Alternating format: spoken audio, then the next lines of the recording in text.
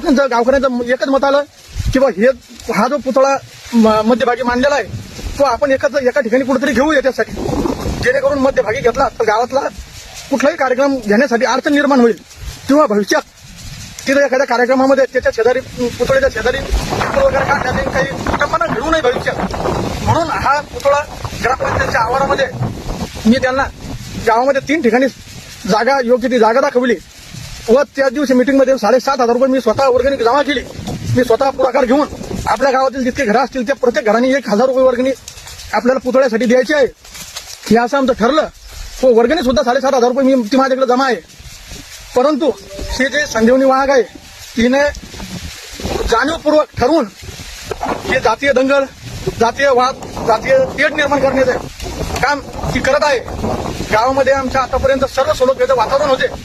मी स्वतः सरपंच झाल्यानंतर 2012 मध्ये सरपंच झाल्यानंतर 2019 फेब्रुवारी 2023 रोजी शिवजयंती व महाशिवरात्री एकाच दिवशी आल्या होत्या. हा असा योगायोग हजारो वर्षापूर्वीपासून आलेला नसेल. मला वाटलं की बा आपण शिवजयंती साजरी करायची तर कशी करायची, तर मग डीजे न लावता किंवा कुठलाही वादन न करता किंवा काही न करता आपण रक्तदान करूया. आणि माझ्या लक्षात आले की बा छत्रपती शिवाजी महाराजांनी स्वतःचे बोट कापून महादेवाच्या पिंडीवर रक्त अभिषेक केलेला आहे आणि रक्त अभिषेक केल्यानंतर स्वराज्य स्थापनेची शपथ घेतली.